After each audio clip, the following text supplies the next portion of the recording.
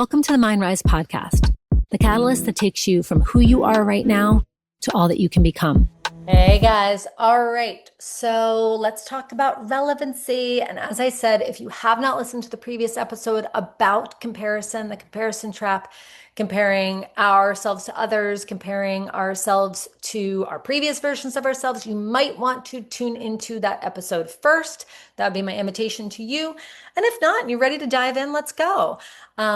So talking about relevancy, I think, is really important, especially in the light of talking about comparison, right? Comparison often holds us back from being able to be present in what's real and true right now. And I think that that's actually the most important point. In fact, my upcoming book, Wrecking Ball Revolution, where I'm teaching you the ACON method. And the ACON method is a method to break free of what isn't working for you so you can break through to what is real and true. And it is about what's real and true. And real and true lands for us when we can connect to ourselves. So in the ACON method, we're talking about awareness, change, ownership, and developing our new normal. So I'm going to walk you through that in a couple of podcast episodes. I'll walk you through that in the book. Hang out on social media. We'll be talking about that even more. Relevancy is a huge part of it. So the other day I was reading a piece from, and I'm going to share this with you. I'll put it in the show notes if you're like driving and listening and can't watch me hold up this book. So Shauna Nyquist wrote this book. I guess I haven't learned that yet. Mine's like weather beaten from being out by the window.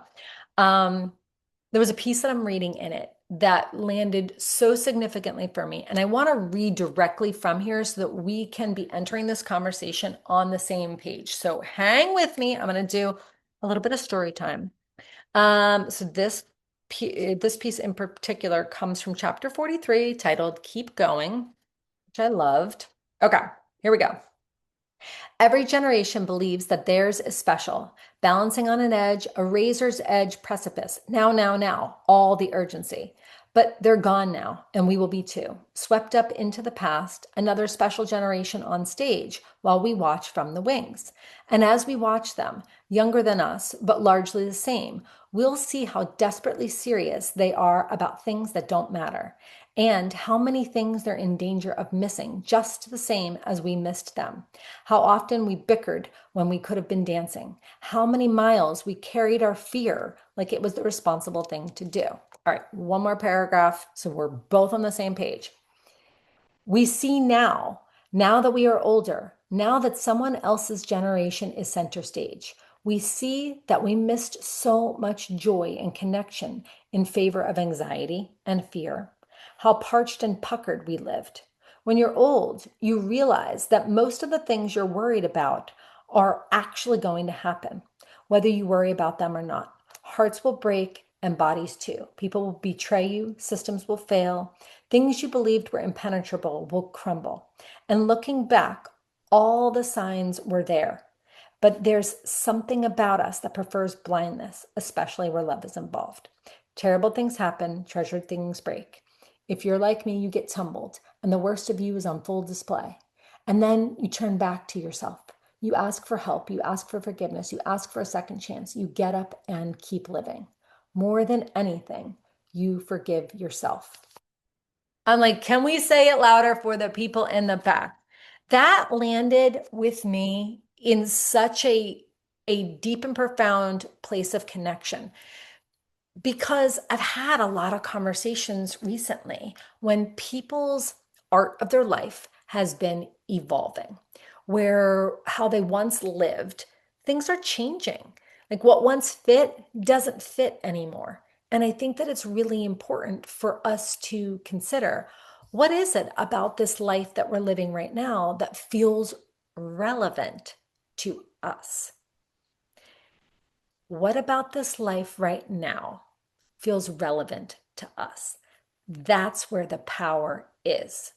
If we spend our time, effort, and energy trying to derive our relevancy from the messages that we get from everyone around us, we are going to be exhausted. And I don't care if they love you, okay? I don't care if they love you, because even if they love you, they don't get to determine your value. They don't get to determine your relevancy. This is so important. We're going through all different evolutions of ourselves constantly, and we can't hold on to what once was. And we also can't continue to just run so freaking fast on that treadmill, almost trying to outrun either aging or trying to outrun, what once was, and strive for the next thing and the next thing and the next thing and the next thing without actually feeling our life. Can we do two things at the same time? I think so. I think so. And I've been talking to clients a lot recently about how holding two truths at the same time is the very definition of maturity. It's the very definition of maturity, right? When we mature, we evolve into ourselves, not hit the finish line. Like, we're not done here. This is just another chapter. And I think that there is a vantage point from aging, maturing, right? That we can look back, we can use that rearview mirror perspective to see all the different iterations of ourselves. So the other day, it was yesterday, actually, I was talking to a client about her 33-year-old self and some habits that we thought would be helpful for her 33-year-old self. And, we're just rapping about this list of things that she's like, yeah, these would be good habits to have. And then I asked that question. And if you're a client of mine, you've heard me ask this question a million times, but I love this question. I ask it of myself, is what is the barrier to execution? Okay, right? We've got this grand old plan, right? People come to me. This is literally my job. People come to me. Oh, this is the goal I want to achieve. This is the thing I want to do. This is the thing that's getting in my way. Let's do it. Okay, great. And then we make a plan and like, here, let's map it all out. And I can give you the exact step by step, the connect the dots, the paint by number. Okay, this is what we're going to do. That plan is worth shit if you don't consider what are the barriers to execution.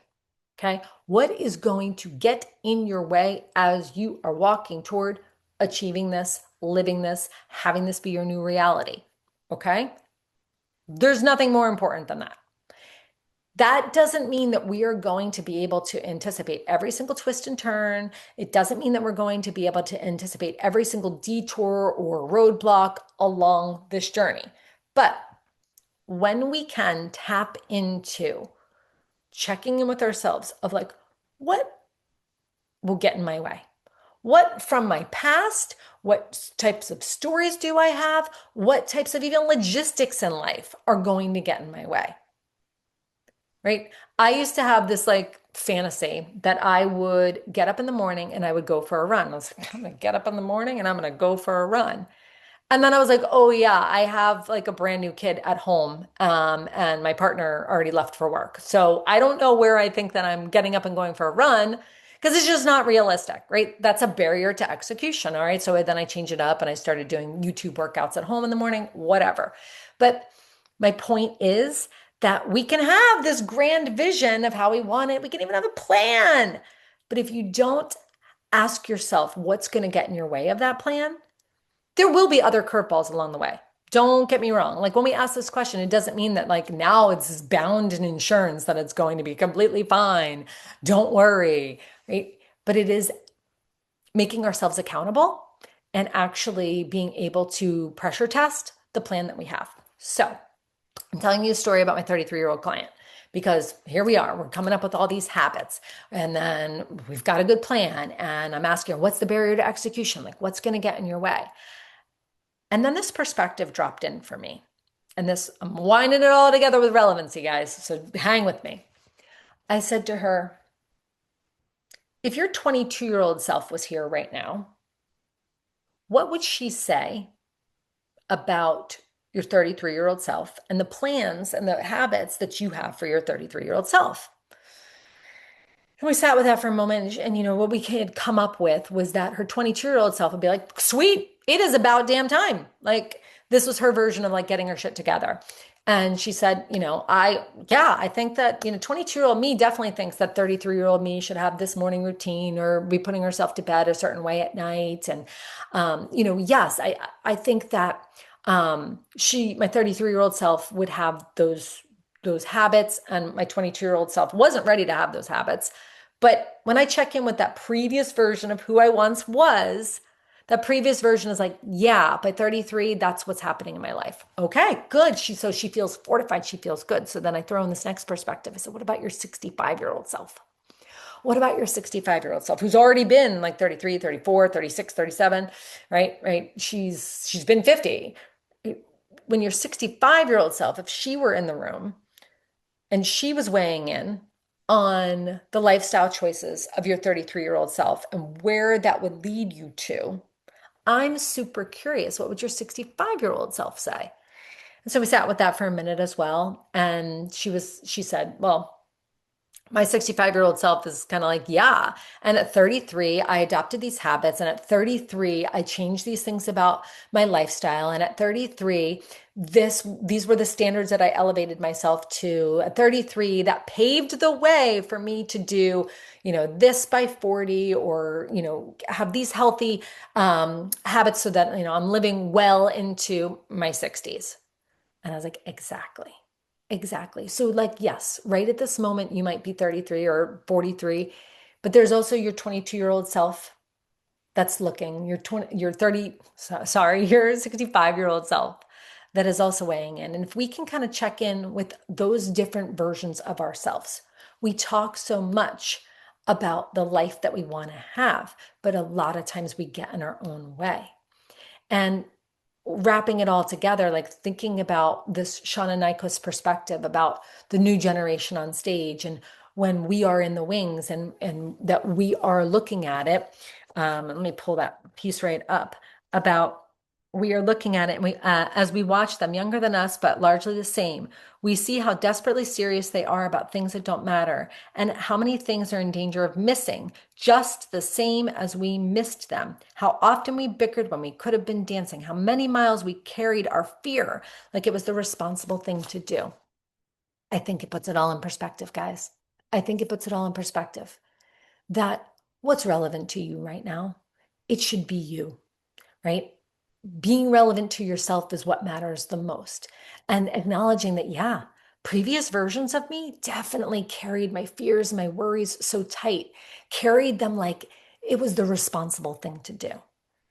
And then when I actually look to the future, right? Because we always say, like, oh, the things I would have told my 20-year-old self, right? Well, rarely do we look to the future and be like, what would my 65-year-old, 75-year-old self tell me about where I'm at right now, right? And it's likely that that older version of us, the seasoned version of us, the mature version of us, the ones that knows that, as she said here, knows that terrible things happen, treasured things break, right? Hearts break, people will betray you, systems will fail. Like, that seasoned version of us knows to put down our worries about what other people think, put down the things that we have carried because we thought that that was responsible. What is relevant to you right now? How can you be relevant to yourself? What matters the most to you? What are the things that you can put down and let go of because they're just actually not serving you where you're going next? How can you live a life that is relevant to you? What habits need to change? Right. And just as I talked to my client, like, how do you want to wake up in the morning? How do you want to put yourself to sleep at night? In fact, one of the tools from our signature program, Own Your Power, one of the tools right out of there is this section on intention setting and asking important questions. Because I think that, and you guys have long heard this from me, that the quality of our life is directly connected to the quality of the questions that we're asking ourselves. So in this intention setting guide, I'm asking a bunch of questions that helps us to put into perspective, like, what's true and what feels good. And also the lens of, like, hey, if I don't like how it is now, like, let me ask myself a question so that I can change the way that I am approaching it, or change the way that I'm doing it. Because the truth is, we will continue to stub our toe on the same rock over and over and over again, walking the path, from our car to our house, from our car to our house. We'll stub our toe over and over again rather than stopping, being aware, right? That's the first part of ACON, is that awareness. Awareness is what leads the path to change. We cannot change without awareness. All right. I'm going to say it one more time. Like, we cannot change without awareness. So how can you be relevant to you? How can you raise your awareness? What's working? What's not working? What do you like? What don't you like? Where are you tripping over your own 2 feet? Where are you stubbing your toe? Stop, pause, slow down, look around, pick the rock up, move it to the side. Right? Decide that stubbing your toe doesn't feel good anymore, right? Because you matter. You are relevant to you. And that's what matters the most. It's the life that you're living right now, and it's the life that you are building and creating as you go forward into the future. And tomorrow is not guaranteed for any of us. That's just the truth of it, right? And as Shauna Nyquist said, like, hearts will break, bodies will break, people will betray you, systems will fail. Like, shit's gonna go down, guys. It's gonna go down. That's just part of the deal. And by this vantage point, this age and stage that we're in, we know that. We can't pretend that we don't know that anymore, right? We know that. And there's a whole heck of a lot of things that will happen in the future. You get to decide whether or not you want to worry about them. You get to decide if they consume you right now. You get to decide how you want to be present in the life that you're living today, right? How can I make myself relevant to me? How can I live my life as art today? What feels good today? And trusting, because we've lived a lot of life so far, that what's meant for you next is going to unfold next from the next vantage point that you put yourself in. Meaning, if I can only see a mile down the road, but then I walk a mile, from that vantage point, I'll be able to see the next mile down the road. Or I'll be able to see that's a cliff. Like, I'll be able to see that's a hill. I'll be able to see more. But from where I'm standing right now, it's about taking good care of myself so that I can walk forward to where I'm going next. All right. That's today's TED Talk, everyone. Is about relevancy. I will post the Shauna Nyquist book. I'll post it in the show notes so you guys can see that if you're driving along and you want to check that one out. I think it was just a really good book. And I've read a previous book that she had. She's written a couple.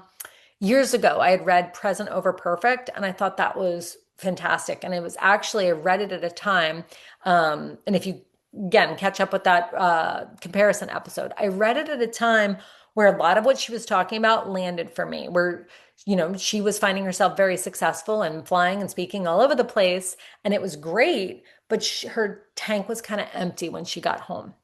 And I found myself in that very same spot, like right before the pandemic hit, where life was good and it was abundant, it was wonderful. And like all the opportunities I once wished for, I was living through, and I was tired. And it was not a pace that I wanted to maintain. And I was starting to feel disconnected from my life. So I read that book then. I wasn't necessarily ready to make those changes, which is fine. Like, pandemic happened and kind of forced everybody into a bunch of changes, which is exactly what Wrecking Ball Revolution is about, is all those changes that happened from a point of activating my awareness and deciding that I wanted to change and taking ownership of my life and stepping into a new normal. So there's so much to talk about. We're going to have lots more solo episodes, but I hope you guys enjoy the podcast. And yeah, leave us like a 5-star review, because that's always nice and wonderful. And that can be your good deed of the day. And I'll talk to y'all soon. Bye. Thank you for joining us on this episode of the Mind Rise podcast. Check out our show notes for details, and to get in on the latest at Mind Rise, visit us on Instagram at The Mind Rise